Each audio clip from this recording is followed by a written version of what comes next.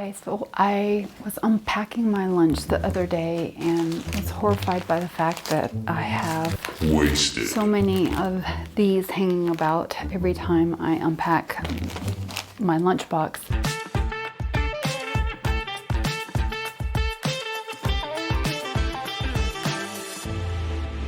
Today I thought I would bring you along as I work on making some more eco-friendly Ziploc bags, so you can make some too now that we are in back to school mode. I've just ordered some fabric that will be perfect for the lining. It is this food safe fabric and I got it from Reusable fabrics, and it's a ProSoft food safe waterproof pull fabric, and I got 2 yards of it. Again, from Reusable Fabrics, and I'll link it down below. But I thought I would use that for the lining. I got the white, and it's shiny on one side and then not as shiny on the other. And so I thought that would be the perfect eco-friendly option to these Ziploc bags. So I'll be using that on the interior storage bag and then some fun fabrics for the exterior. I want to use a zipper so that things are secure. Okay, so for this project you don't need a whole lot, and I've made it super easy. You'll need a rotary cutter and ruler, and the first size that I'm making is a snack bag, and I am using a ruler that is the 6 inches by 12 inches. So it's one of the smaller rulers. It's by OmniGrid, and you'll need 3 cuts. It's as easy as that. You'll need 1 cut of SF101 or SoFuse. I purchased some SoFuse this time instead of the SF101, and I got it from Castine Handcrafted. And I got the 5-yard package, so I will link her information down below. So you'll need 1 cut of that. So you'll need 1 cut of the pull fabric and then some cotton fabric. I'm just using a fun cherry print. I'm going to interface the cotton with the SoFuse this time. And what you're going to do is take each of the 6 by 12 inch panels and just split them down in half. And you'll need a pair of scissors and snips and a sewing machine. I am using nylon thread because that is what I have on hand, but you can use whatever you'd like. And then I'm going to grab a zipper, which I forgot. I'm going to use zipper by the yard, and it's a polyester zipper, and you just want it longer than the 6 inches, so I'll probably cut it just a little bit longer at 7 inches. So I'm gonna grab that right now. The first step is I'm going to take the cotton fabric and I'm going to fuse the SoFuse or SF101 or whatever other woven medium weight interfacing that you want to use. So to fuse the interfacing to the fabric, you'll want to take your woven interfacing and feel for the glue dots. You'll feel it's a little bit rougher on the glue side, and you want to make sure that the glue side is going to go to the wrong side of the fabric before pressing it. And it's always a good idea to use a pressing cloth or another piece of cotton fabric over before you press. That way you don't get any stuff on your iron.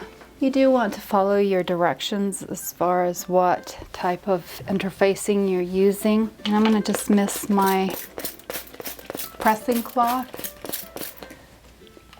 And then when you're pressing, you want to hold it for about 10 seconds or as specified on your directions, and then lift up and press again. And continue the process, and then you'll want to double check to make sure that the interfacing is properly adhered and that it isn't coming off. So this SoFuse actually fuses pretty quickly. As you can see, if it's on the side that I didn't press it with the iron, you can see it'll still not be adhered. I'm also going to be putting a loop on the bottom of the Ziploc bag, and that is in order to dry it. I want to be able to hang it upside down, to let it out and dry. So you'll need, if you want to do that, you'll need a piece of cotton fabric that measures 1.5 inches by 3.5 inches long. And you won't have to interface that. Okay, so to start, let's make the loop. And it's super easy. You're gonna just take your piece of cotton fabric that is 1.5 inches by 3.5 inches, and you're going to press it in half, take it to the ironing board and press it in half, and then you're gonna bring the raw edges in towards the center and press it, and then press it in half again. And then I'm going to take it to the sewing machine and stitch down the open side at 1/8 of an inch and from the edge, and then I'm going to use a 3mm stitch length. Back stitch the beginning and end. Okay, so next we're going to find the midpoints on both of the cotton pieces as well as the pull fabric and the center point of the zipper. And use whatever marking tool that you have, or you can just fold it in half and put a little tiny notch in it. That's helpful, especially with the dark fabrics. Sometimes they're harder to mark. Or you could also use soap. And you'll want to take care, if you have a directional fabric, you'll want to take care of how you're assembling everything together.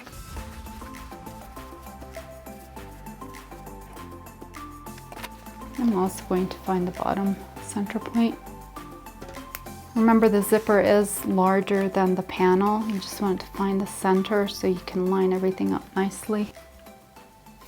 Okay, so you'll take your pull fabric, make sure that the shiny side is facing up, or the right side. Then you're going to take your zipper and place it right side up with a zipper pull off to your right. You're going to center it on the notch, and then you're going to take your printed fabric and place it face down and center it. So the right sides of the fabric and the pull fabric should be facing each other. You can always double check if you're not exactly sure, and by holding it and then just kind of flipping it open to make sure that everything is going in the right direction for you. So the right side of the pull fabric would be inside the bag in contact with the food, and the right side of the fabric would be on the exterior, and your zipper pull would be on your left hand side when closed. Okay, so once you have everything lined up, you're going to grab some clover clips. I prefer clover clips over pins because pins tend to distort the zipper when you pin it, and then you sometimes get a warped effect in the zipper. So it's good to make a little bit larger of a zipper cut because that way you can move the zipper head out of the way. And you can tack stitch the zipper closed if you're concerned about the zipper head flying off, and you can also back stitch at the tail end of the zipper. I'm going to take it to the sewing machine and stitch all the way across using a 2.5mm stitch length, 1/4 of an inch in from the edge, so just hugging the zipper teeth. Now you want to use a zipper foot on your sewing machine if need be.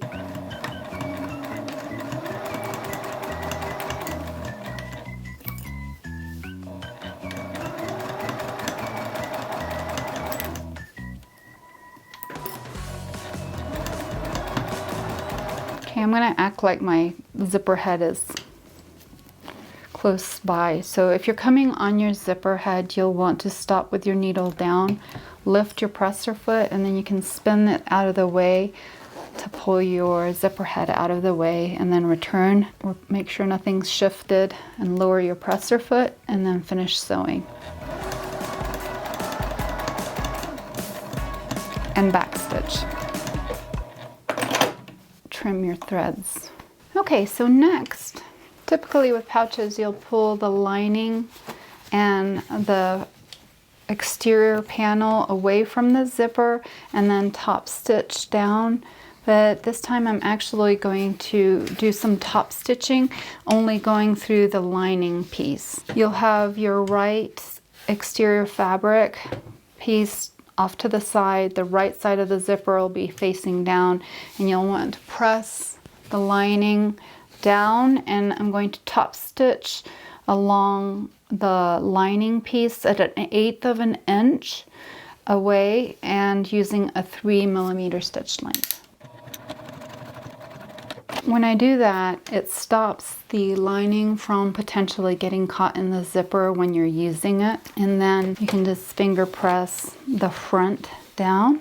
I'm doing this to limit the denting on the side when I go and join the front and the back together. You'll see what I mean. Okay, so you've got the lining right side up with the shiny side up. You're going to take the panel that you just made. You're going to take the zipper and center it middle, and you want to make sure that the sides are also lined up well. And then you're going to take the right side of the fabric and you're going to center it face down and aligning the center point. Now take care on this part, if you have a directional fabric, that you get it going in the same direction, that it's right. And again, double check yourself by holding it in the center if need be and flipping it to make sure everything's looking good, and clip it along the top. Everything moved during transit, so let's start over. You can also place some clips down the side to hold everything together. I'm going to sew all the way across at 1/4 inch, all the way across, back stitching at the beginning and end using a 2.5mm stitch length. You probably also want to just double check to make sure that pull fabric's laying flat, you don't get any unwanted puckers. And I'm actually going to move the zipper head out of the way.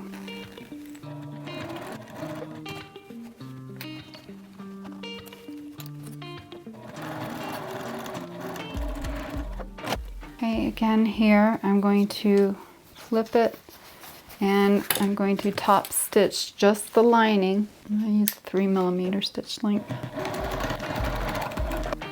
Okay, so next you're going to put the right sides of the fabric facing each other, and then the lining you're going to have together. And what you're going to want to do is, I'm going to clip the lining because it has a tendency to curl up, but you're going to mark about a 4-inch gap to remind you not to sew in that spot. And in preparation for sewing all the way around, what we want to do is partially open the zipper, and then when I'm going to match everything up, I want to make sure that the zipper teeth are poking towards the right side of the fabric. In other words, I don't want it to be recessed. I want it to be bent to where when I open it, the zipper teeth are going to be protruding and not dipping down underneath. The goal is to make sure that the zipper tape stays parallel to each other on both sides.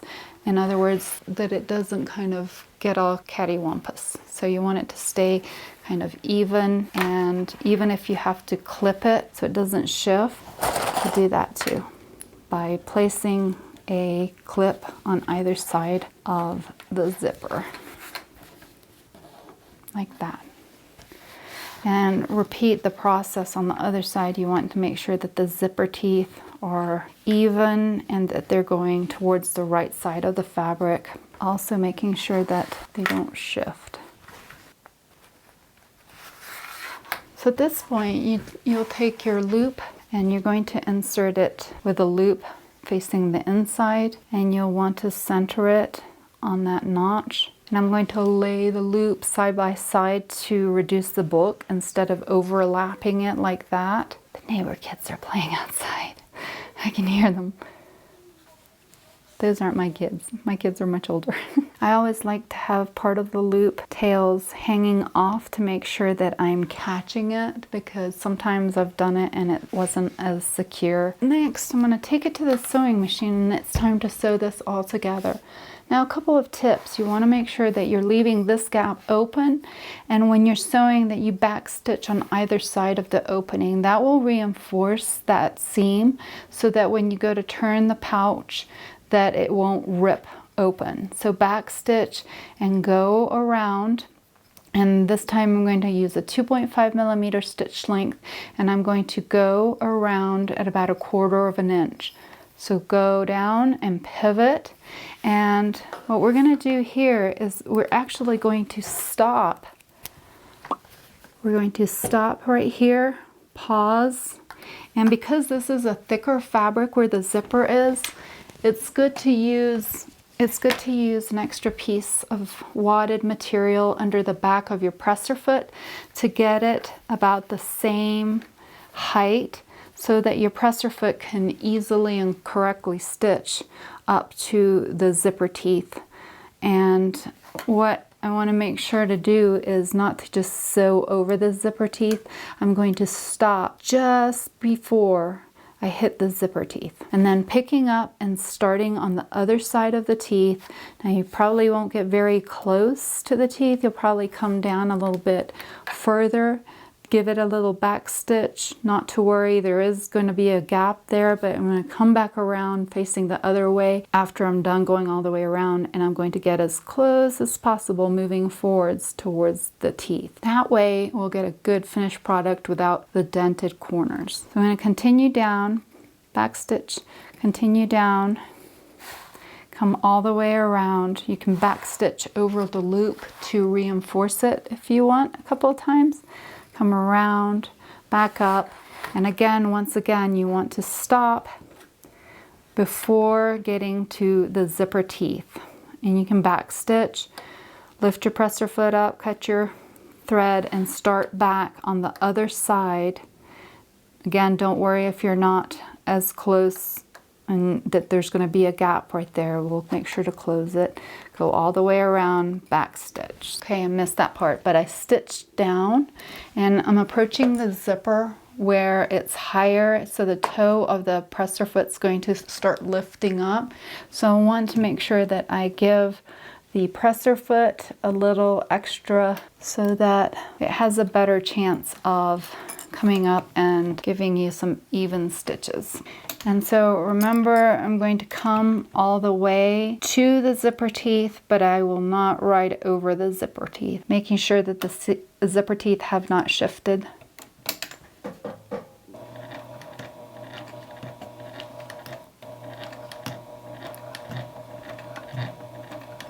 Back stitch right there to give it a little reinforcement. Okay, and then I'm going to come to the other side, and it's going to start where the heel part of the presser foot's going to be higher, so you won't be able to get as close to the teeth, so you'll have a little gap, but not to worry.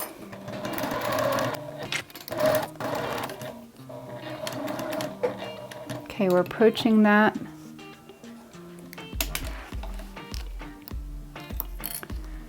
Double check that my zipper tape's even, my zipper's even. Going to go right up to the zipper teeth, but not over. Back stitch, cut, go over, and then start again, right there. Back stitch. Now you're going to resist the temptation to cut off your zipper tails, leave them be. Right now, you're going to have an area on the side where it's open, right there. So you're going to come this way and ride up to the teeth, and you're going to put something under the air so that it gives it that height. And we're going to close that gap so none of your snacks sneak out.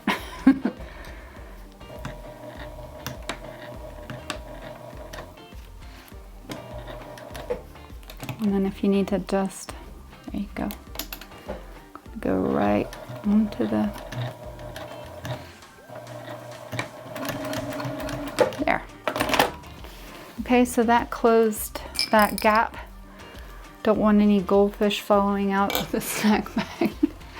And repeat on the opposite side, the side where there's a gap.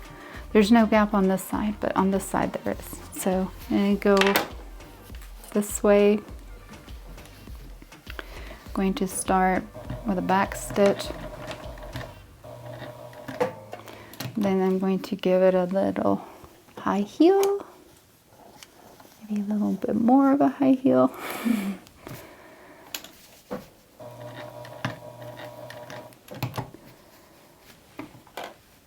I think they make those humper jumpers. I just don't have one. And I'm pretty close to the teeth, so I'm not going to go any further, but I am going to backstitch down just to reinforce it. Okay, there we go. It's time to do a little boxing of the corners, and I'm just going to box it like half an inch. So you're going to measure from the stitching line over, not from the edge. So I'm going to make a 1/2 inch by 1/2 inch square on each of the corners. And here's another trick when you're boxing corners that might help. If you put a little diagonal mark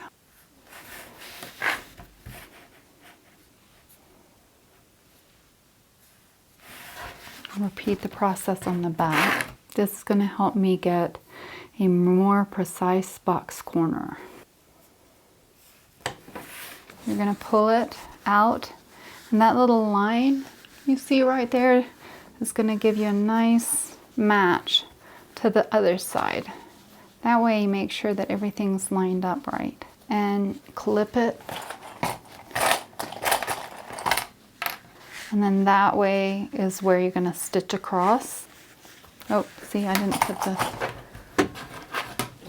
mark on that one. And repeat for all of the 4 corners. You just want to make sure that your seam is going in the same direction so it'll lay flat. Okay, I'm just going to double check that. See, this one's going to be twisted if I sew it like that, so I'm glad I checked it. So I make sure that it's going all in the same direction.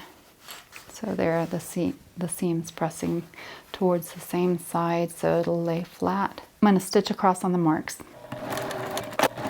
That pull fabric can kind of shift, so double check yourself. Okay, so now it's time to turn it through. I'm not even going to trim the ears on that. They are not visible and they won't contribute too much of the bulk. Look at that. Perfect on that one. Perfect on that boxed area. And hopefully you will have a good result on the main exterior too. You can finish opening the zipper up by just sticking your fingers in there and opening all of that up.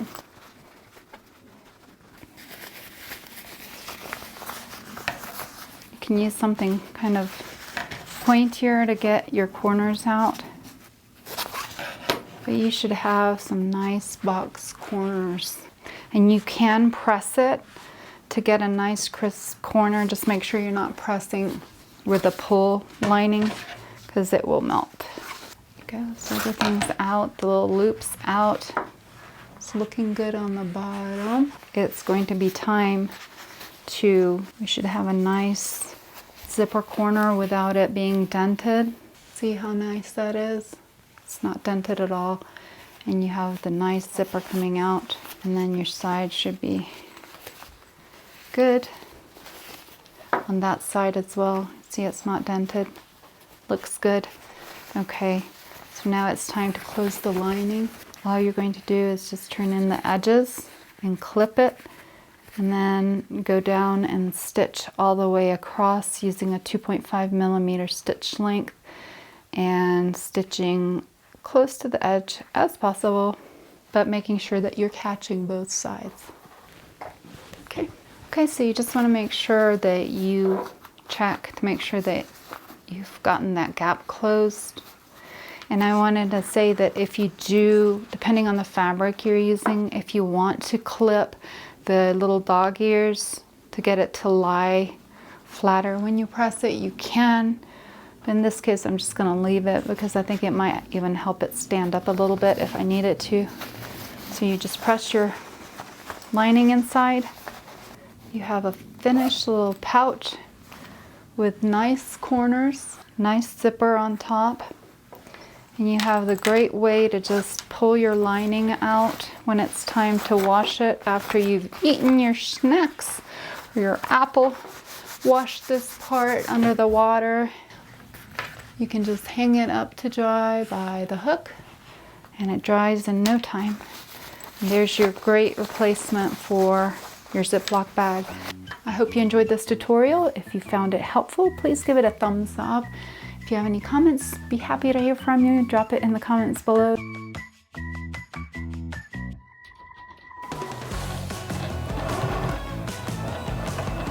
And make sure your machine is threaded. Mine isn't.